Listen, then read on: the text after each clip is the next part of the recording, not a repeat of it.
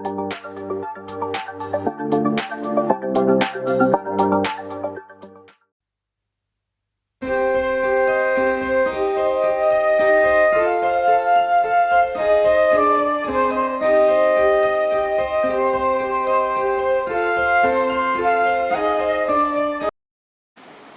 शास्त्र सांगतं येशूचं पृथ्वी तलावरचं आगमन एका नवीन देवाचं अवतरणं म्हणून तो पृथ्वी तलावर आला नाही, किंवा जगामध्ये देवांची कमी होती म्हणून पण तो आला नाही. मग येशू या जगामध्ये येण्याचा उद्देश नेमकं काय? का तुम्हाला आणि मला आनंद करण्यासाठी एक दिवस नव्हता म्हणून तो आला का? ठीक आहे, जो आनंद आम्ही केला हाच आनंद तुम्ही बाहेर जाऊन वेगळ्या पद्धतीने पण करू शकता. मग येशू या जगामध्ये येणं कोणत्या उद्देशानं?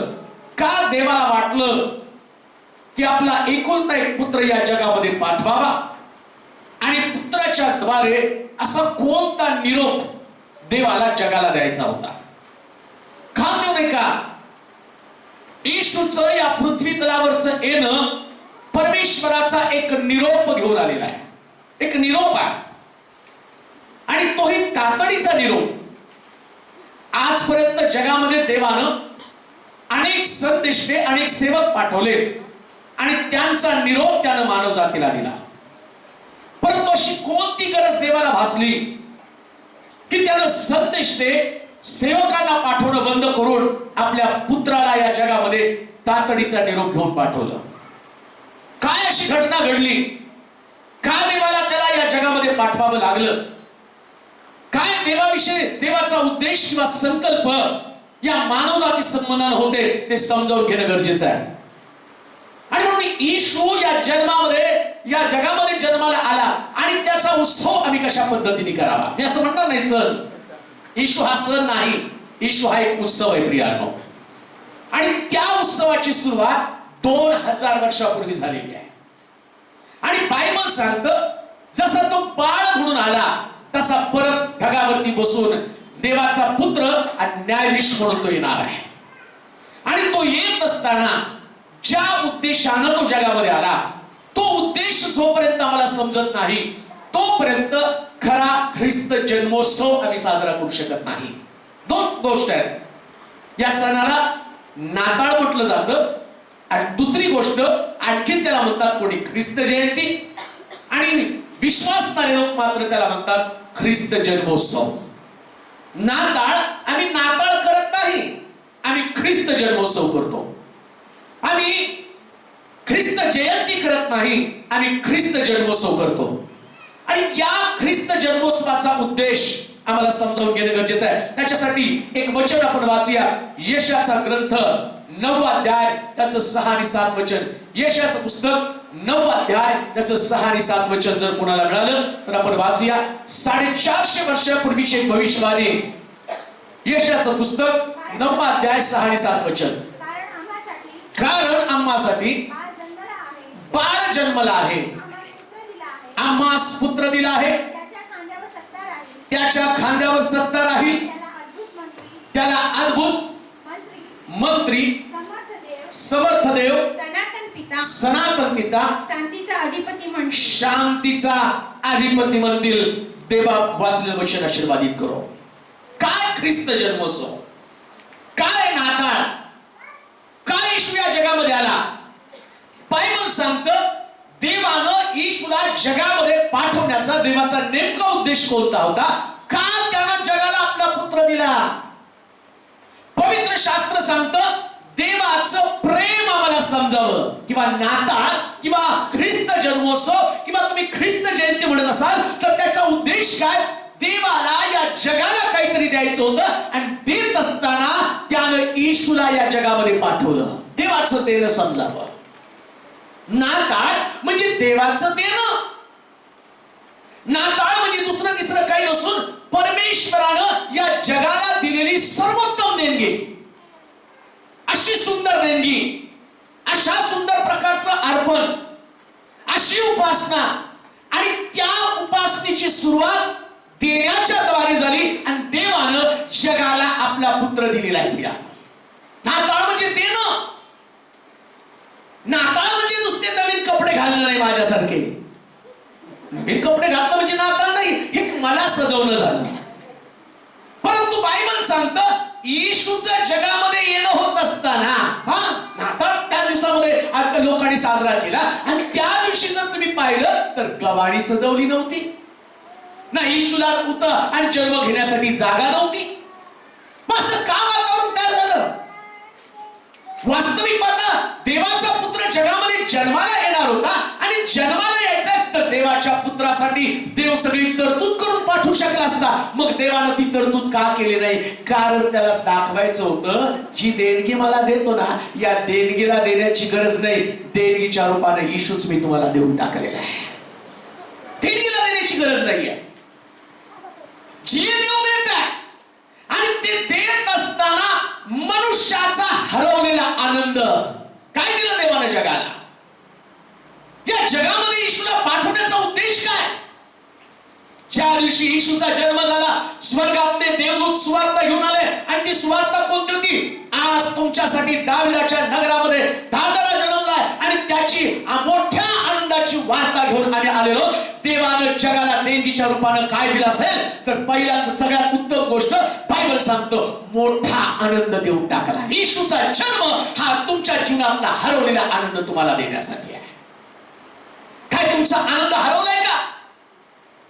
अशी कोणती गोष्ट तुमच्या जीवनात निघून गेलेली आहे ज्याच्यानं तुमचं अंतःकरण या दिवसामध्ये दुःखी कष्टी झालेलं आहे?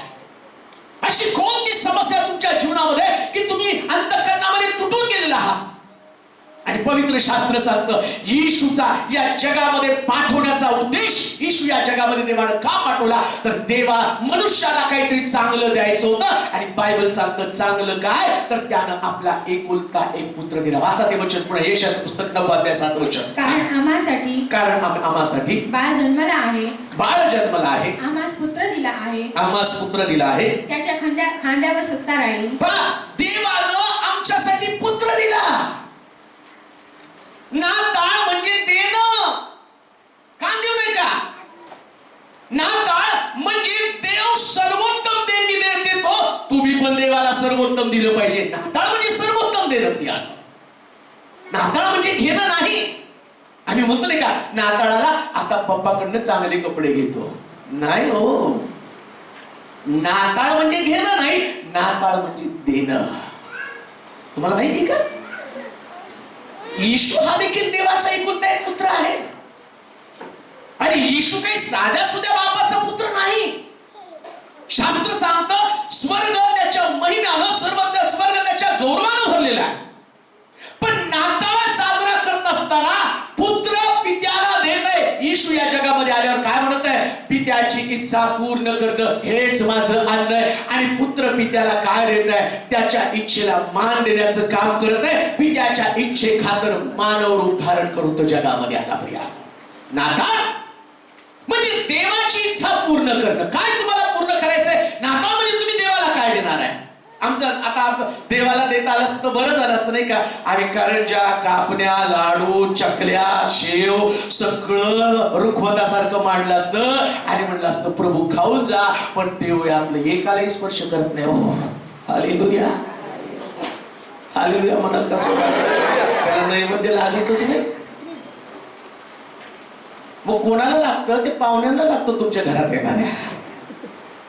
नाताळ म्हणजे देवाला देणं. नाताळ म्हणजे देवाची इच्छा पूर्ण करणं. खऱ्या नाताळची सुरुवात दोघांनी पण एकमेकाला देऊन पूर्ण केलेली आहे. येशूनं पित्याच्या इच्छेसाठी आणि राजा असताना त्याला राजपद देऊन टाकलं. पित्या काय तुझी इच्छा आहे? तो म्हटला मानव रूप घेऊन तुला जगामध्ये जावं लागेल. तो म्हटला यस. साधी गोष्ट नाही हो. राजगादीसाठी भांडणारे लोक जगामध्ये, त्याच्यासाठी एकमेकाचा खून करणारे लोक आहेत. पण येशूनं राजमुकुट काढला, सामान्य माणसासारखा मरीच्या उदरामध्ये जन्माला आला आणि गव्हाणीमध्ये जन्म घेतला. पिता त्याला सांगत आहे, तुला जगामध्ये जावं लागेल, लक्षात ठेव, तू जात असताना तुला उतरायला सुद्धा जागा नसणार आहे. हे सगळं त्याला समजावून सांगितलं. आणि येशू म्हटला, ठीक आहे पित्या, तुझीच आहे का? जगाला जर आनंद द्यायचा आहे तर जगातलं दारिद्र्य, जगामधल्या सगळ्या पीडा मला काढून घ्यायच्या. जगामध्ये अशा प्रकारचे लोक होते ज्यांना राहण्यासाठी जागा नव्हती. येशू आला, त्याला राहण्यासाठी जागा नव्हती. येशूनं त्या कुत्र्याला बाजूला काढलं आणि त्या कुत्रा विजण्याच्या जागेवरती येशू आणि त्यानं जन्म घेतला. आणि मला तुम्हाला सांगू द्या, ज्यांच्याकडे छप्पर नव्हतं त्यांच्यासाठी येशू हे छप्पर जगामध्ये आलं. म्हणून येशूचा जन्म तुमच्या डोक्यावरती छप्पर येण्यासाठी झाला. आनंद करा, कारण जगाचा निर्माण करता एका छप्पराच्या रूपाने तुमच्याकडे आलेला आहे. तुमच्या डोक्यावरती का छान असावं, तुमच्या डोक्यावरती एक छप्पर असावं, तुमच्या जीवनामध्ये एक आनंद असावा. तो आनंदाची वार्ता घेऊन आलेला आहे. बायबल सांगतं, येशू ख्रिस्त जगामध्ये आल्यावर देवदूत जे आहेत आणि त्या देवदूतांनी त्यांना इतका आनंद झाला, देवदूतांना आनंद झाला. पवित्र शास्त्र सांगतं, देवदूत स्वर्गामध्ये दूतांचा थवा प्रगट झाला आणि दूतांचा थवा प्रगट होऊन त्यांना असं वाटलं, एवढा चांगला आनंद जगाला कसं सांगावा. आणि त्या देवदूतांनी जर पहिलं कुठं गेले असतील, जिथं धनगर मेंढरं राखत होते आणि देवदूत त्यांच्याकडे प्रगट झाले, त्यांना सांगितले, आज तुमच्यासाठी दाविदाच्या नगरामध्ये धारणारा जन्मला. आणि त्याची खोल की त्याला बाळून त्यानं गुंडाळून गव्हाणीमध्ये निजवलं. आणि बायबल सांगतं, त्याचा आनंद इतका सुंदर व्यक्त त्याने केला की ते स्वर्गामध्ये देवदूत एकत्र गात आणि नाचत होते. प्रेम, जसं तुम्ही आज नाचला. हालेलुया. आता देवदूत नाचणार नाही, मग कोण? आमचे देवदूत तेच नाचतात बरं काही पण सांगतो. हालेलुया. देवदूतच नाचतात, कोण नसतात तो. आणि आज देवदूत बरेच बघितले मी. काही मनातल्या मनात देवदूत मनात नाचत नाही, देवदूत प्रत्यक्ष नाचतात. Praise Lord. पण सगळेच नाचणारे देवदूत हे मी सांगणार नाही, कारण एखादा नाचून बाहेर जाऊन पेटी ठोकल, तो देवदूत नाचणार. हालेलुया. खरे देवदूत, ते देवदूत स्वर्गात प्रगट झाले आणि त्याने जल्लोष केला. देवदूतांनी देवाला स्तुती दिली. म्हणून मी तुम्हाला सांगितलं की असं लिहिलं, ते म्हटले, ऊर्ध्वलोकी देवाला गौरव, मनुष्याला शांती. नाताळ म्हणजे तेनं देवदूतांनी देवाला स्तुती दिली आणि मनुष्याला शांती दिली. नाताळ म्हणजे एकमेकाला वाटणं. काय वाटणार तुम्ही? एकमेकाला शांती वाटा, सलोखा निर्माण करा. ज्याची हरवलेली शांती त्याला परत देऊन टाका. कदाचित तुम्ही अशी व्यक्ती असाल, कोणाच्या तरी जीवनामध्ये तुम्ही अशांती निर्माण केली असेल, परंतु आज नाताळच्या दिवशी तुम्हाला काम काय करायचंय? जायचं, त्याच्याबरोबर समेट करून त्याची शांती त्याला परत देऊन टाका. कदाचित तुम्ही पत्नी असाल, तुमच्या पत्नीबरोबर तुमचं बिनसलं असेल, कदाचित अशा प्रकारच्या गोष्टीनं त्याच्या अंतःकरणाची शांती तुटली असेल, परंतु नाताळच्या दिवशी, ख्रिस्त जन्मोत्सवाच्या दिवशी आम्ही द्यावी लोकांना शांती, जसं देवदूतांनी लोकांना शांती दिली. आता तुमची वेळ आहे, तुम्हाला पण लोकांना शांती द्यायची, तुमच्या परिवारातल्या लोकांना तुम्हाला शांती देऊन टाकायची. ख्रिस्त जन्मोत्सव म्हणजे शांती वाटणं, नाताळ म्हणजे शांती निर्माण करणं. ऊर्ध्वलोकी देवाला गौरव, मनुष्याला शांती. नाताळ म्हणजे देवाला गौरव देण्याचा तो सण आहे. देवाला गौरव द्या. प्रभूने तुमच्या जीवनामध्ये किती चांगल्या गोष्टी केल्यात. बायबल सांगतं, सगळ्यात चांगली देणगी तर त्यानं पुत्राच्या रूपाने आम्हाला दिलेली आहे. आजपर्यंत जगामध्ये अर्पण झाली, तुम्हाला माहिती का? ज्या दिवशी प्रभू येशू ख्रिस्त जन्मला ना, मी काय का, मी त्याचं विश्लेषण करत असताना, वाचत असताना मी म्हटलं, काय सुंदर ते ठिकाण. ते नुसतंच देवदूत, धनगर हे लोकच आनंद करत नाही. धनगर उठले, ते मेंढपाळ उठले आणि त्यानं आपलं मेंढरू घेतलं आणि ते मेंढरू, ते शेर आणि ती बकरी, ते मेंढरू घेऊन येशूला भेटण्यासाठी गेले. आणि येशूला भेटण्यासाठी गेल्यावर त्या ठिकाणामध्ये येशूच्या जवळ त्यानं ते कोकरू अर्पण केलं. ते कोकरू तिथं हसलं असेल, आजपर्यंत आम्हाला मरावं लागत होतं, आमच्यासाठी मरणारा जन्मलेला आहे. आणि ते कोकरू म्हटलं आता घाबरण्याचं कारण नाही, कारण आमच्यासाठी तारणारा जन्मला. कोकराला कळालं आता सुटका आहे, याच्या अगोदर सुटका नव्हती, याच्या अगोदर मरावंच लागणार होतं. कालपर्यंत माझं मरण अटळ होतं, पण ज्या दिवशी कोकऱ्यानं त्या खऱ्या कोकऱ्याला पाहिलं आणि ज्या बाप्तिस्मा करणारा योहान त्या ईश्वरा पाण्यात नाही येताना म्हणतो, हा पहा जगाचं पाप हरण करणारा कोकरा. परंतु ज्यास ते धनगर ते मेंढपाळ मेंढराला घेऊन त्या येशूकडे आले. मला वाटतं त्या मेंढरांनी त्याला चाटत बसले असतील. येशूला गाव ते म्हणतात, आमच्यासाठी आमचा मसीहा आला, जो आता आम्हाला उद्धार देणार आहे, आम्हाला सुटका देणार आहे. त्या मेंढपाळानं मेंढरा अर्पण केली. तुमच्याकडे अर्पण करण्यासाठी काय आहे? नाताळ म्हणजे देणं, नाताळ म्हणजे घेणं नाही, नाताळ म्हणजे देणं. आणि लक्षात ठेवा, कोणतीही देवाची उपासना, कोणती आराधना ही देण्याशिवाय पूर्ण होऊ शकत नाही. आणि देवानं सुद्धा या जगामध्ये देवाचं प्रेम दाखवण्यासाठी सगळ्यात मोठं अर्पण कोणतं केलं तर अर्पण म्हणजे प्रभू येशू ख्रिस्त. त्याने दाखवलं ही उपासना आहे. कोणतीच उपासना देण्याशिवाय पूर्ण होऊ शकत नाही, हे पित्याला लोकांना शिकवायचं होतं. मग त्यानं उपासना करताना येशू त्या शब्दोनीसला सांगतो, बाई असे दिवस येत आहेत त्यात माझे लोक माझी उपासना आत्म्यानं खरेपणानं करतील. तो उपासना शिकवण्यासाठी जगामध्ये आला आणि त्यानं तिला उपासना शिकवली. आणि त्या उपासनेमध्ये त्यानं सांगितलं, तू जर मला पाणी मागितलं असतं तर मी तुला असं पाणी दिलं असतं की परत तुला कधी तहान लागली नसती. काय हो, असं का बोलला तो? खरंच त्याला तिला पाणी द्यायचं होतं. तुम्हाला माहिती का, त्या दिवशी त्याने तिला खरोखर पाणी दिलं, स्वतःच्या वाटेचं. का देऊ नये का? स्वतःच्या वाटेचं पाणी, ज्याची येशूला गरज होती. त्या याकोबाच्या विहिरीवरती तो गेला आणि तिला म्हटलं पाणी दे, पण त्यानं तिला म्हटलं मी तुला पाणी देतो, तर तू परत मला कधी पाणी मागणार नाही, कोणालाच पाणी मागणार नाही. आणि येशूनं तिला पाणी दिलं.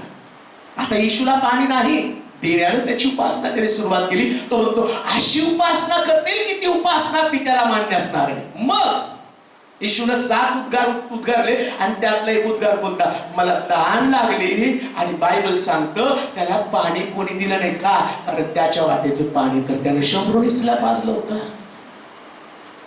आता कुठं पाणी असणार तिच्याकडे? उपासना पूर्ण झाली.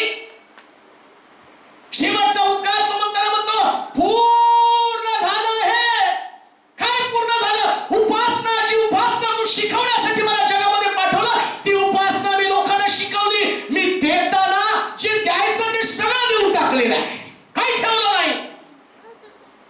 त्याच्या कुशीमध्ये भाला भोकसला आणि त्याला लोकांना दाखवून दिलं, देवाला देणं अशा स्वरूपामध्ये असावं की त्या ठिकाणी जर आणि कुठं तरी टोचलं तर त्याच्यातनं निघण्यासाठी काही जागा असू नये. आणि मग बायबल सांगतं सगळं त्याच्या शरीरातलं रक्त आणि पाणी संपलं आणि तो म्हटला उपासना पूर्ण झाली आहे.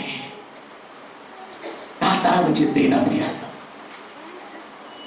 देवदूताने देवाला गौरव दिलं आणि मनुष्याला शांती दिलेली आहे. खरा नाता जर तुम्हाला करायचा आहे ना, खरा नाता जो प्रभूला पसंत आहे, ज्या उद्देशानं येशूला जगामध्ये पाठवलं तो उद्देश घेऊन जाऊया. आनंद द्या एकमेकाला. देवदूतांनी एकमेकाला आनंद दिला, का देऊ नये का? नाताळ म्हणजे आनंदाची वाटणी. आमेन म्हणाल का? काय करायचं? आनंद द्यायचा. आणि कशाने आनंद होतो माहिती का? लक्षात ठेवा, ज्यास एकमेकाला क्षमा करतो तो सगळ्यात मोठा आनंद आहे. प्रेज द लॉर्ड म्हणाल का जोरात? उधळ्या पुत्र सगळं काही उधळून आला. आणि ज्यास विचार करत बसला तो काय म्हटलं माहिती का? मी माझ्या बापाच्या घरी जाईल आणि त्याला म्हणेल की मला तुमच्या घरामध्ये एखाद्या नोकरासारखं ठेवा. मी सगळं हरवून बसलो, काही नाही कडे माझ्याकडं. अपेक्षा काय? त्यानं मला चाकरासारखं ठेवावं ही त्याची अपेक्षा आहे. नको आता मुलगा म्हणून स्वीकारू मला. कदाचित तुमच्या घरातला नोकर म्हणून त्याला मला ठेवा आणि कदाचित त्याचा बाप पण त्याला तसाच नोकर म्हणून ठेवू शकला असता. तो नाही, मी असतो तर त्याला नोकरच ठेवला असता बघ. एवढं सगळं उधळून यायचं परत म्हणायचं नाही मला क्षमा करा, मी त्याला नक्की नोकर ठेवला असता, पण तो मी नाही, तो देव पिता आहे. हालेलुया. तो आला, लांबून त्याचा बाप त्याच्याकडे पाहतो, डोळ्यात अश्रू कारुण्याचा बाप. त्याचा बाप त्याला जवळ बोलवतो, पहिल्यांदा त्याच्या गालाचे मुके घेतो, चाकरांना बोलवतो याच्या अंगावरची वस्त्र काढा, याला आंघोळ घाला, याला नवीन कपडे द्या, याच्या पायामध्ये वाहना घाला, याला काठी द्या, याच्या बोटामध्ये अंगठी घाला. बोटामध्ये अंगठी घालताना त्याचा करार आहे, काठी देताना त्याला अधिकार आहे, चपला घालताना त्याला तो सांगतो आता तुझी आणि माझी शांती आहे, इथून पुढे आपल्या दोघांमध्ये कुठला तणाव नसणार आहे. आणि ज्यावेळेस या सगळ्या गोष्टी त्या मुलाच्या जीवनामध्ये घडत असताना ज्या समेटाच्या द्वारे, ज्या क्षमेच्या द्वारे या मुलाच्या जीवनामध्ये मोठा आनंद झाला. कान देऊ नये का काय मी तुम्हाला सांगत आहे. आणि तिथं असलेलं त्यानं मुलाला स्वीकारत असताना त्याच्यासाठी एक पुष्ट वासरू कापलं आणि दाखवून दिलं की स्वीकारताना एका अर्पणाची गरज आहे. अर्पण आणि करत असताना मी तुला स्वीकारलं, तुझ्याशी मी समेट केला, तुझ्याबरोबर मी शांती जोडली, तुझं आणि माझं नातं पक्क असणार आहे. ते दास आणि मालकाचं नसणार आहे, ते मालक आणि चाकराचं असणार नाही, नातं असणार आहे मुलगा आणि बाप या स्वरूपामध्ये. आणि पवित्र शास्त्र सांगतं त्यानं आनंद मुलाला परत दिला. आणि बायबल मध्ये असं लिहिलं तो आनंद देऊ शकला, पण त्याचा भाऊ त्याला आनंद देऊ शकला नाही. देवाच्या लोकांनो, आनंद, नातं म्हणजे आनंद, एकमेकाला आनंद वाटा, पुन्हा एकदा जीवनाची पुनर्बांधणी करा म्हणजे खरा नाता. पुनर्बांधणी करा एकमेकाच्या जीवनाची. जिथं बिनसलं तिथं पुन्हा एकदा नीट कर. नाही प्रियानो, देवाला देणं म्हटलेलं आहे, पूर्णपणे द्या. कोणती गोष्ट अर्धवट देऊ नका देवाला. आणि लक्षात ठेवा, कोणतंही अर्पण, कोणती उपासना अर्पणाशिवाय पूर्ण होऊ शकत नाही.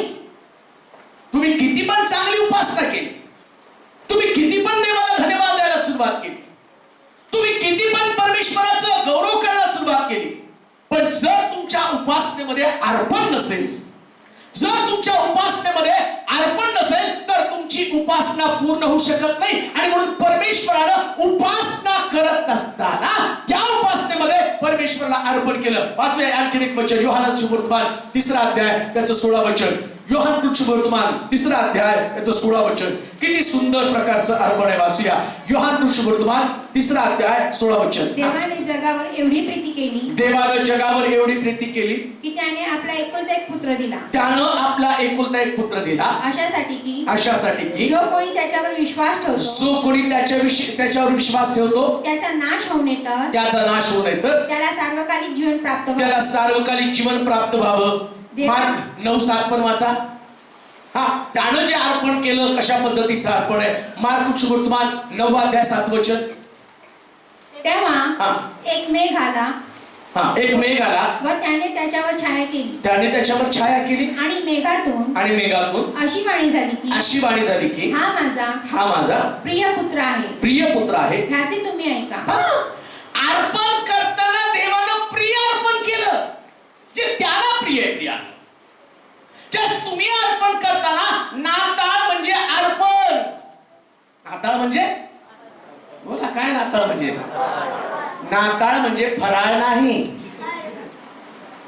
नाताळ म्हणजे घराला रंगरंगोटी नाही.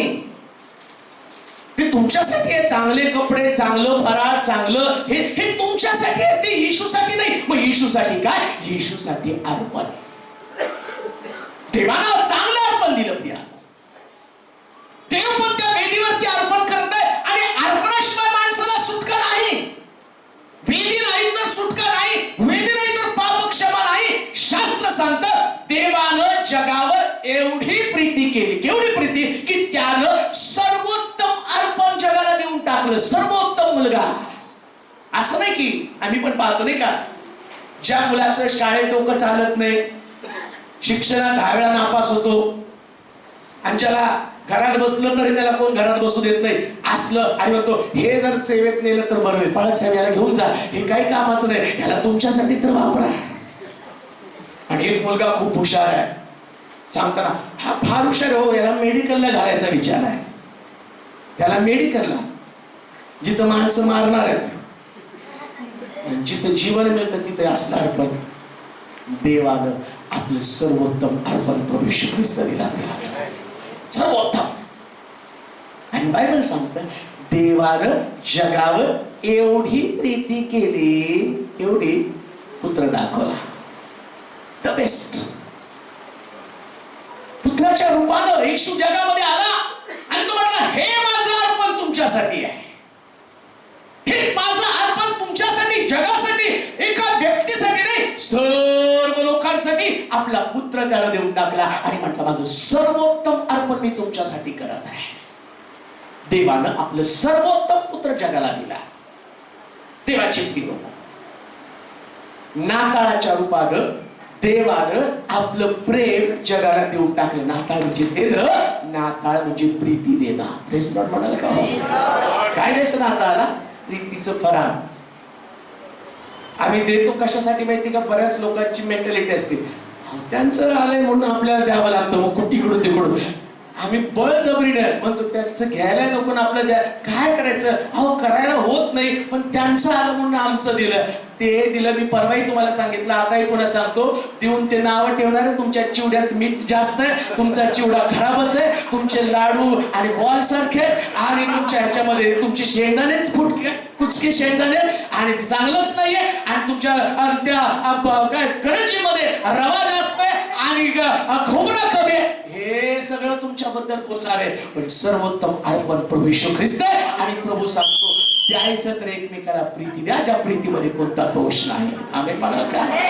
प्रीतीमध्ये दोष नाही, जाऊन एकमेकाला भेटा आणि त्याला सांगा येशू मध्ये आज खरा ख्रिस्त जन्मोत्सव मी साजरा करतो. आणि हातामध्ये हात देऊन त्यांना सांगा तुझ्यासाठी माझ्यासाठी दाविदाच्या नगरामध्ये तारणारा जन्मलाय आणि तो ख्रिस्त प्रभू आहे. आता तो माझा प्रभू आहे, तो तुझा प्रभू आहे. आता तू तुझ्यासाठी जगू नको, मी माझ्यासाठी जगत नाही, आपण दोघं मिळून ख्रिस्तासाठी जगू. हे खरं देवाचं प्रेम आहे आणि ते प्रेम जगामध्ये जाऊन वाटणं. प्रिया देवानं प्रेम जगाला देऊन टाकलेलं आहे. तर नाताळात एकमेकावर प्रेम करायला शिका. फक्त आजच्या दिवशी नाही बरं का, नाहीतर आजचं हॅपी क्रिसमस ऐकलंय संदेश 1 जानेवारी पर्यंत तर ठेवावं आणि जानेवारी मध्ये निश्चय या वर्षात बरोबर बघतो. हालेलुया. बायबल सांगतं नाताळ म्हणजे देवाचं प्रेम स्वीकारणं, प्रीती वाटणं. आता एकमेकाला प्रीती, जी प्रीती देवानं जगावर प्रीती केली आणि तो म्हणतो आता मी प्रीती दिलेली आहे, देवानं प्रीती आम्हाला देऊन टाकलेली आहे. काय दिलं? नाताळच्या रूपानं येशू हे देवाचं पहिलं प्रेम. हा नाही का? त्यानं नावडती वस्तू जगाला दिली नाही. हा माझा परमप्रिय बिलोड. त्याच्यासाठी शब्द काय? बिलोड. म्हणजे याच्या पलीकडे माझं दुसरं कुठलीच गोष्ट आवडती नाही आहे. हा माझा बिलोड सन, ही इज माय बिलोड सन. एकच गोष्ट मला फार आवडते आणि ती म्हणजे येशू.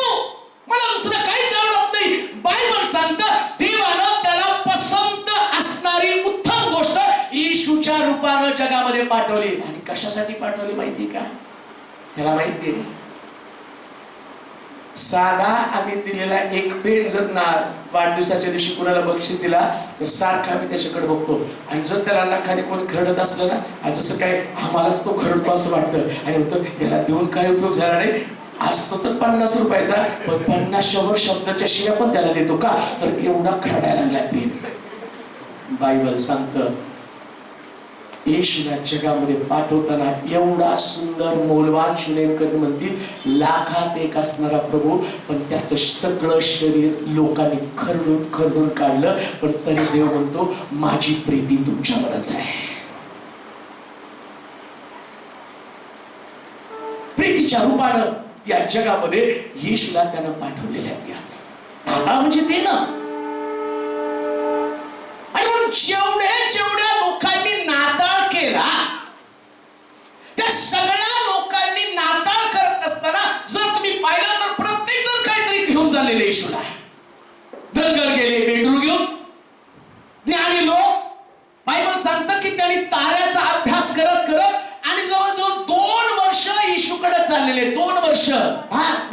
कल्पना करतो 2 वर्ष, कारण तिथे असं दिलं की 2 वर्षाच्या आतील बालकं त्याला मारायची फरमान हेरोदाने केलं आणि 2 वर्षाच्या आतील बालकं मारली. म्हणजे 2 वर्ष हे लोक चालत चालत ताऱ्याचा अभ्यास करत त्या ठिकाणामध्ये पोहोचले आणि पोहोचल्यावर त्यांनी आपल्या बरोबर द्रव्याच्या थैल्या संगती आणलेल्या होत्या. काय 2 वर्ष त्यांना वाटेत काही खायला लागलं नाही का? 2 वर्षात त्यांचा पैसा, कारण आम्ही कधी कधी म्हणतो नाही का, सगळं झालं पण ईशूला द्यायचं, तर ईशूला माहिती ईशू माझी परिस्थिती तुला ठाऊक आहे, आता पोट माझं सगळं भरलं ना, राहिलेलं मी तुला देईन. पण त्याने तसं नाही केलं. आपल्या बरोबरच्या थैल्या त्यांच्या जाताना डोक्यामध्ये होतं, ही थैली राजाकडे जाईल, त्यास मी उघडेल आणि राजासाठी सर्वोत्तम असणाऱ्या गोष्टी मी काढेल आणि त्याच्या चरणाजवळ अर्पण करेल. आणि मग ते तिथं पोहोचले, हेरोदाकडे गेले आणि हेरोद राजा असताना सुद्धा कांदिव नाही का, शबाची राणी शल्मोनाला भेटल्याला जात असताना तिनं लवाजमा सोने आणि सर्व प्रकारच्या उत्तम वस्तू आपल्या गाढवावरती आपल्या उंटावरती लादल्या आणि शल्मोनाला भेटायला आली. हे लोक पण राजाकडे गेलेले, परंतु राजाला त्यानं एक सुद्धा भेट वस्तू दिली नाही. का? कारण त्याला ठाऊक आहे या थैल्या कुठं उघडायच्या, तर जो जगाचा उत्पन्न करता निर्माण करता देव आहे त्याच्या समोर थैली उघडायची. आणि बायबल सांगतं राजा समोर त्यानं आपल्या थैल्या उघडल्या नाही, राजापासून पण काही घेतलं नाही, राजाला पण काही दिलं नाही. म्हणजे मसीहाला त्यांनी पाहिलं. पवित्र शास्त्र सांगतं त्याने आपल्या थैल्या उघडल्या आणि त्या थैल्यामधनं सोनं काढून, ऊद काढून, गंधरस काढून येशूच्या चरणाजवळ दिलं आणि त्याला नमन केलं. किती सुंदर आहे नाही का? नमन केलं का नुसतं? आम्ही म्हणतो नाही, देव मन जाणतो, देवाला आमचं मन ठाऊक आहे. देवाला तुमच्या मनापेक्षा पण तुमची थैली ठाऊक आहे. आम्ही मला मला थैली बंद आणि मन उघड. ज्यांची थैली बंद त्यांचं मन पण बंद आहे. Praise Lord. जोरात म्हणत प्रेज लॉर्ड. ज्यांची थैली बंद त्यांचं मन पण देवासाठी बंद आहे. म्हणून लक्षात ठेवा, नाताळ म्हणजे थैल्या उघडणं. आम्ही म्हणाल का? खऱ्या नाताळची सुरुवात थैल्या उघडण्याच्या द्वारे. अर्पण पण देवाला देताना थैली उघडून द्यायला पाहिजे. मी नुसतं अर्पणासंबंधाने बोलणार नाही, मी आणखी एका थैलीविषयी बोलतो, ज्या थैलीमधनं त्यानं सोने, ऊद आणि गंधरस बाहेर काढला. नाताळ म्हणजे देवाला देणं. काय त्या उदाचं महत्व आमच्या जीवनावर आहे. नाताळ म्हणजे थैली उघडणं, नाताळ म्हणजे देवाला देणं. आणि देवाला काय द्यायचं? थैली उघडून, खिशात हात घालून. मला माहिती खिशात हात घालणारा व्यक्ती ना बारीक नाणं चाचपत असतो, है की नाही? आता आपल्याकडे नाही, तुम्ही चांगले लोक जे उघडत असतील ते तुम्ही चाचपता ना, बरोबर देव बघतो काय. त्यानं खिशे तपासले नाही. बायबल सांगतं त्यानं थैली उघडली आणि उघडल्यावर जेवढं बसतं तेवढं काढलं, देवाला दिला. आता मी काय मी पुन्हा तुम्हाला सांगेन, तुमचं तारण झालं. अर्पण तुमच्या उपासनेतला एक भाग आहे. तुम्ही अर्पण दिलं, पण त्या अर्पणाविषयी मी बोलत नाही. तुम्ही देवाचे विश्वासणारे लोक आहात आणि तुम्ही देवाला लागणाऱ्या गोष्टी पुरवतात. तुम्ही दर्शवून देतात, तुम्ही तुमचं दानार्पण देतात. मी त्याही अर्पणाविषयी बोलत नाही. जर देत नसाल तर तुम्हाला ते द्यावं लागेल, कारण तो देवाचा नियम आहे. पण मी त्याच्या पलीकडच्या अर्पणासंबंधाने बोलत आहे. आणि ते अर्पण कोणतं? त्याने थैली उघडली आणि त्या थैलीमधनं त्यानं काढलं सोने, ऊद आणि गंधरस.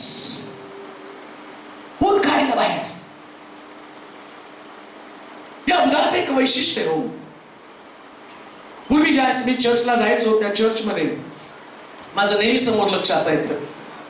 आणि मग ते पांढरे कपडे घालून ती मुलं यायचे, त्यांच्या हातामध्ये धुपाट नसायचं, त्याच्यात धूप घालायचं आणि एक जण घंटी वाजवायचा आणि ते असं फिरवल्याबरोबर म्हणायचं, एक दिवस मला पण हे फिरवायचं. ते फिरवलं की त्याच्यातनं धूळ आणि सुगंध यायचा आणि नाकामध्ये जायचं आणि म्हणायचं किती सुंदर आहे. सगळं चर्च त्या धुपानं भरलं जात होतं. आणि बायबल सांगतं राजाला भेटायला जाताना यांना ते ऊद घेऊन जावं लागत होतं. काय ते ऊद आहे? नाताळ म्हणजे देणं, नाताळ म्हणजे घेणं नाही. नाताळ म्हणजे एकमेकाचा हॅपी ख्रिसमस घेऊ नका. आम्ही म्हणतो नाही त्यांना हॅपी ख्रिसमस केलं मला नाही केलं. अहो घेणं नाही देणं आहे. आम्ही म्हणाल का काय दिलं त्यानं? शास्त्र सांगतं त्यानं थैली उघडली, त्यातनं ऊद बाहेर काढला.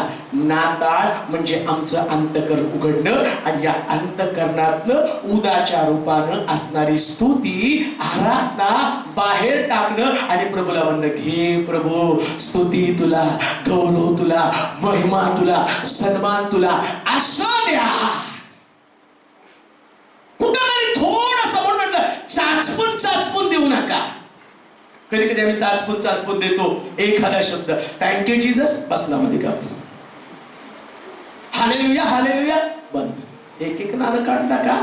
अहो धूप जाऊ द्या अखंडपणे अखंडपणे अखंडपणे. बरेच लोक म्हणतात भाई साहेब तुम्ही सुरुवातीला गाणे गाऊ नका, गाणे गाऊन गाऊन तुमचा घसा बसतो आणि मग तुम्हाला प्रीचिंग पण करावं लागतं. मी म्हटलं ज्या दिवशी मी ते दोन्ही बंद करेल ना त्या दिवशी मीच बंद पडेल. मला ठाऊक आहे मला पहिल्या गाण्यापासून शेवटच्या गाण्यापर्यंत माझ्या देवाला द्यायचं, का द्यायचं? कारण देणारा तेवढा लायक आहे आणि लायक असणारा देवाला देत असताना थांबू नका. अखंड अखंड अखंड अखंड अखंड अखंड आणि सतत स्तुतीचा धूप देणं म्हणजे खरा नाताळ. देवरा देवाला नाताळची सुरुवात देण्याच्या द्वारे आणि देवाला असं देणं द्या की त्यानं पाहून तुमच्याविषयी म्हटलं पाहिजे असला धूप मला अजूनपर्यंत कोणी देऊ शकला नाही. आम्ही म्हणाल का? सगळ्यांकडे तो पाहतो. पण आज नाताळच्या दिवशी जे तुम्ही नाचला ना सगळ्यात मोठी उडी, मला माहित नाही मी कॅमेराने टिपली असेल धरले, पण त्याच्यापेक्षा एक कॅमेरा स्वर्गातले दूत घेऊन आणि ते तुमचं पाहत होते आणि तुमची उपासना तुमची आराधना पाहून म्हणत होता आज बेस्ट या चर्च मधलं माझ्याकडे आलं, आज सर्वोत्तम माझ्याकडे आलं. कारण आमचं देव आम्हाला द्यायला शिकवतोय आणि ते द्यायला पाहिजे. सर्वोत्तम नाताळ देवाला त्याचा सर्वोत्तम पुत्र दिला. प्रेज द लॉर्ड म्हणाल का? मग देव सर्वोत्तम देताना तुम्ही का नाही सर्वोत्तम देऊ शकत? त्या येशूला त्याला सर्वोत्तम दिलं, त्याला ऊन देऊन टाकला, त्यानं दिला गंधरस. या गंधरसाचं वैशिष्ट्य शुनेम करीत म्हणते त्याचा गंधरस माझ्या हातावर ठिपकला. मी खिडकीतनं झरोक्यातनं हात घातला आणि पाहते तर काय त्याच्या अंगावरचा गंधरस माझ्या हातावर ठिपकला. आणि तिला कळलं त्या वासाला तिने ओळखली कोण आहे हा वास दुसरा तिसरा कोणी नसून तो माझ्या वल्लभाचा वास आहे. हा गंधरस त्याचा आहे, प्रवाही गंधरस आहे. याकोब आणि एसाव ज्या इसाक म्हातारा झाला दोघं पण त्या आणि दोघांच्या मध्ये पण चढावलं आहे. एसावाला वाटतं भला आशीर्वाद मिळावा आणि मग ते इसाकाकडे गेला आणि इसाक त्याला सांगत आहे जा माझ्यासाठी एक आणि राणामधनं हरण पारण करणार आणि माझ्यासाठी कालवड घेऊन ये. आणि तो गेला आणि तेवढा रिबका त्याला काय सांगते माहिती का? रिबका सांगत आहे तुझा भाऊ एसाव राणामध्ये पारण करण्यासाठी गेली आणि तू काय एक कवळं कोकरू काप आणि कवळं कोकरू कापून तू घेऊन ये आणि घेऊन येऊन काय कर तुझ्या बापाला ते दे आणि बाप तुझा बाप त्या ठिकाणामध्ये चांगलं खाईल. खान देऊ नये का? मी गंधरसाविषयी बोलत आहे, फार महत्वाचं आहे तुमच्या जीवनामध्ये. तो खाऊन तुला आशीर्वाद देणार आहे. मी जास्त त्या गोष्टीचा विचार करतो ना मला एक गोष्ट समजली. इसाकाला कोणतं मटण याच्यामध्ये रस नव्हता, हरणाचं आहे का बोकडाचं आहे, पण त्याला जो वास त्या मटणाच्या कालवणात नेत होता ना त्या सुगंधाला मात्र तो भरून जात होता. म्हणून ज्यावेळेस ते कालवण घेऊन आला आणि त्या वासानं तेवढा हुरळून गेला की तिथं असं लिहिलं नीट आहे का वास याकोबाचा येत आहे, वाणी याकोबाची आणि वास मात्र वाणी याकोबाची आणि वास मात्र एसावाचा आहे. वाणी कुणाची आणि वास कुणाचा आहे? मग इसाक जो आहे तो वासावर बरोबर ओळखतो कोण आहे हा वाटतो वासाला तर वाटतो हा का एसाव आहे, पण वाणी मात्र याकोबाचे का? कारण त्यानं आणि एसावाचे कपडे घातले आणि त्या कपड्यामध्ये त्या सगळ्यामध्ये एक वास होता आणि तो वास कोणता आहे? याच वासाला म्हटलेले गंधरस, एक विशिष्ट प्रकारचा वास. देवाचे प्रिय लोक, नाताळ म्हणजे तुमचं अस्तित्व अशा पद्धतीनं देवासमोर आणणं, असा सुगंध तुमच्यामध्ये देवासमोर आणणं, जे त्या लोकांनी त्याला दिलं काय, की त्यानं आपलं अस्तित्व त्या राजासमोर आपलं अस्तित्व टाकलेलं आहे. का कधी कधी खास लोकांचे खास सेंट असतात. हे मग ते आल्यावर होतात. आता सोमगल ब्रदर आले, हा बहुतेक मी पुढे बसून म्हणतो सोमगल ब्रदर आले का, तो एक वास घेऊन येतात, त्यांचा सेंट आहे ठरलेला, आणि बरोबर होतो सोमगल ब्रदर. इल्वे ब्रदरचा एक वेगळा सेंट आहे, जीवन ब्रदरचा वेगळा सेंट आहे, सगळ्यांचा वेगळा आहे. का, एक सेंट आहे, एक सुगंध, आणि तो गंधरस आहे, तो गंधरस घेऊन येतात. नीट आहे का, नाताळ म्हणजे देवाला देणं. काय द्यायचं, या मंडळीमध्ये तुम्हाला असं काहीतरी कर्तृत्व करावं लागेल की तुमच्या कर्तृत्वानं तुम्ही ओळखलं जाल, तुमच्या साक्षीने तुम्ही ओळखलं जाल, आणि देव तुम्हाला दाखवून देईल. आणि परमेश्वरासमोर तुमचं अर्पण असं असेल की परमेश्वर या मंडळीत आल्याबरोबर तो म्हणेल, अरे या व्यक्तीनं माझ्यासाठी काहीतरी विशेष प्रकारच्या गोष्टी केलेल्या, अन्यथा तुम्हाला ओळखणार कोणीच नाही. जगा काढून येसाव तिथं आला आणि त्याच्या बापाकडे रडायला लागला, बाबा माझा आशीर्वाद तुम्ही याकूबाला का दिला, काय करू बाबा, त्याच्या वासानं मी एवढा बेधुंद झालो होतो, मला काही सुचलं नाही. तुमची साक्ष अशा पद्धतीने असू द्या, तुमच्या साक्षीनं स्वर्गातला देव अस्वस्थ व्हायला पाहिजे. इच्छा नसताना पण त्यानं तुम्हाला आशीर्वाद द्यायलाच पाहिजे. का, कारण त्याच प्रकारचं तुमचं जीवन असावं. नाताळ म्हणजे स्वतःला सुगंधित करणं. आम्ही म्हणाल का, नाताळ म्हणजे आम्ही जसा सेंट मारतो ना, आणि तसं स्वतःला सुगंधित करायचं का साक्षीला. आणि म्हटलं भैया, मी एक परफ्यूम, खास प्रकारचं परफ्यूम लोकांनी विचारलं पाहिजे, तसं ते आपकी त्वचा का रहस्य क्या है, डव साबण.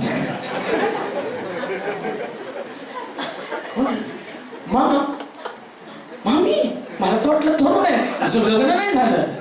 अहो, अशी साक्ष निर्माण करा, लोकांनी विचारलं पाहिजे, क्या है आपकी उमर का रहस्य, क्या तुझ्या आशीर्वादाचं रहस्य काय, त्या सांगा. हा सुगंध आहे, हा प्रभावी गंधरस माझ्याकडे, की जो गंधरसची पवित्र आत्म्याची समक्षता माझ्यामध्ये, आणि ते माझ्याकडनं करून येतो. प्रिया, आता म्हणजे थैली उघडणं, त्या प्रभूला साक्षी, चांगल्या चांगल्या साक्षी तुमच्या या थैलीतनं बाहेर पडू द्या. असं जीवन जे लोकांना फुलवणारं जीवन असेल, असं जीवन की जे लोकांना आकर्षित करणारं जीवन असेल, अशा प्रकारचा सुगंध जो देवाच्या अंतःकरणामध्ये अस्वस्थता, बेचैनी निर्माण करणारा सुगंध असेल, आणि तो सुगंध तुमच्यातनं बाहेर पडला पाहिजे. नाताळ म्हणजे थैल्या उघडणं. आज तुम्ही प्रभूला काय देत आहात, हा प्रश्न तुमच्या समोर आहे. कशा प्रकारचं साक्षीचं जीवन आहे, कशा प्रकारचा तुमचा विश्वास आहे. बायबल सांगतं, यांनी आपल्या थैल्या उघडल्या आणि द्रव्य देऊन टाकलं. आणखीन एका व्यक्तीने अर्पण केलं. नाताळ म्हणजे देणं. मी हा संदेश तयार करत असताना मी तयार केला आणि बसलो आणि म्हटलं की यावेळेस काय देव वेगळं, सगळे तुम्ही वेगळ्या अपेक्षा देतात. म्हटलं तेव्हा बोल काहीतरी वेगळं, आणि तो म्हटलं नाताळ म्हणजे देणं. आणि तेवढं क्षण आलं, आणि मग तो डेकोरेशनचं सामान सगळे घेऊन आला. तो बोलता बोलता म्हटला, पिसा डेकोरेशनचं सामान आणायला गेलो, मी आणि आमचा भाऊ त्या दुकानात गेलो, आणि त्या माणसाला गेल्या त्याला सांगितलं, अगोदर जास्त किंमत लावू नकोस, लक्षात ठेव, या आमच्या सणाचं वैशिष्ट्य नाताळ म्हणजे देणं. मग मला खात्री पटली, देव जी गोष्ट बोलत आहे ती गोष्ट सर्वोत्तम आहे. नाताळ म्हणजे देणं. प्रियांनो, देवाला देणं. देव तुम्हाला देतो, तुम्ही देवाला द्यावं. देव असं नाही की आम्ही मग त्याच ताट दिलं तुला, आपल्याला आम्ही देताना आमच्या डोक्यात असतो, तुमचं पण टेस्ट द्या ना. देवाचं एवढं घ्यायचं ना, आमची टेस्ट काहीच नाही. देवापासून पुत्र घ्यायचा, देवापासून आरोग्य घ्यायचं, देवापासून शांती घ्यायची, देवापासून नोकरी घ्यायची, देवापासून बरकत घ्यायचं, देवापासून गुडघेदुखी बंद करायची, देवापासून डोकेदुखी बंद करायची, देवापासून कंबरदुखी बंद करायची, देवापासून सगळं सगळं बरं बरं बरं. आणि देवाला देताना मग मात्र, प्रभू तुला तर माहिती मी गरीब आहे. नाताळ म्हणजे देवाला देणं. आमेन म्हणाल का? थैल्या उघडून देणं. प्रियांनो, मी आजारी प्रभू बसून उपासना करतो, बसून उपासना करते, माझ्या गुडघ्याला प्रॉब्लेम आहे, माझा पुत्र मी पाठवताना त्यानं स्वतःच्या शरीराचे एवढे हाल करून घेतले, पण एक व्रत त्यानं काढलं नाही. त्या पदस्तंभावर सुद्धा त्यानं सर्वोत्तम भक्ती केली, सर्वोत्तम उपासना केली. देवाला देताना स्वतःचा विचार करू नका, जो उपासनासाठी लायक देव आहे त्याचा विचार करा. प्रियानो, नाताळ म्हणजे देवाला देणं. द्या प्रीती, फारी प्रीती देऊन टाका. तुमचा द्वेष करतात त्यांना पण प्रीती द्या. आम्ही म्हणाल का? बायबल सांगते ईश्वर सगळ्याला प्रीती देऊन टाकली. Praise the Lord. They Preeti. Praise the Lord. हसत हसत गळ्यात पडून म्हणा. सगळे उठले विषय म्हणला नाता सुखाचं जावा. मी त्याच्या जोरात गळ्यात पडून मिठी मारली. नाता सुखाचा जो का, कारण रात्री लय जल्लोष होता. म्हणजे भरतीला, आनंदाला भरती आली, उधाण आलेला आहे देवाला देण्यामध्ये. सर्वोत्तम आराधना, सर्वोत्तम उपासना. एक व्यक्ती नाताळ करत असताना शास्त्र सांगतं, जिनं त्याला जन्माला घातलं. म्हणजे मी पाहिलं नाताळ म्हणजे ते ना, मागा मी पाहिलं मरिया ज्या धनगर तिथं आले, मागे लोक तिथं आले आणि सगळे त्याला ईश्वरला काहीतरी देत होते. आणि धनगराने तिला सांगितलं, हा देवदूत आले आणि स्वर्गामध्ये दूतांचा थवा आम्ही पाहिला. आणि तो थवा पाहिल्याबरोबर त्याने मला सांगितलं, जा तुम्ही आणि बाळक त्यानं गुंडाळलेलं गव्हाणीत निजवलेलं एक बाळ तुम्हाला सापडेल आणि तो जगाचा तारणार आहे, उद्धारक आहे, आणि जाऊन त्याला सांगा. आमचं जन्मलेलं बाळ नुसतं हसत बी नाही, इकडं कुठंतरी गाणं. अहो लेकरू हसलं माझ्याकडे बघून. एवढा कुठं लेकरू हसलं एवढं कौतुक. चुकून त्याच्या कुणाच्या तर शर्ट काढा, बघा माझं शर्ट धरून मला थांबा करायला. कुठलं थांबायला काय कळते थांबायला? आणि तुम्ही काय त्या लेकराला माहितीये? अहो माझं शर्ट धरून म्हटलं मला थांबा का? आम्हाला त्याचं कौतुक आहे का? मी तुम्हाला सांगतो माहिती का, मरिया येशू जन्माला आल्यावर देवदूत येऊन धनगराला सांगतात, धनगर येऊन मरियेला सांगते जगाचा निर्माण करता. शास्त्र सांगतं मरियेनं सगळ्या गोष्टी मनातच ठेवल्या. जे लोक आपलं मन उघडत नाही ते नाताळाचा आनंद उपभोगू शकत नाही. कालपर्यंत काही गोष्टीमुळे तुमचं मन दुखावलं, काही लोकांसाठी आपली मन बंद केली असतील. नाताळ म्हणजे थैली उघडणं. प्रियांना, आपली मन उघडूया आणि एकमेकाला मनातली प्रीती, आनंद, शांती वाटू आणि त्याला सांगू, तुमच्यासाठी आज दाविदाच्या नगरामध्ये तारणारा जन्मला तो ख्रिस्त प्रभू आहे. हा नाताळ. बायबल सांगतं सगळ्यात उत्तम अर्पण प्रभू येशू ख्रिस्त देवानं जगाला दिलेलं आहे. तेच अर्पण घेऊन इथून बाहेर पडू, अनेक लोकांना सांगू खरा मसीहा आम्हाला भेटलेला आहे आणि तो मसीहा तुमची वाट पाहत आहे. नाताळ म्हणजे देवाला सर्वोत्तम देणार. देव करो सर्वोत्तम गोष्टीच्या द्वारे प्रभू तुमचा आनंद वाढवो. आपल्या जागेवर टाकून बरवूया.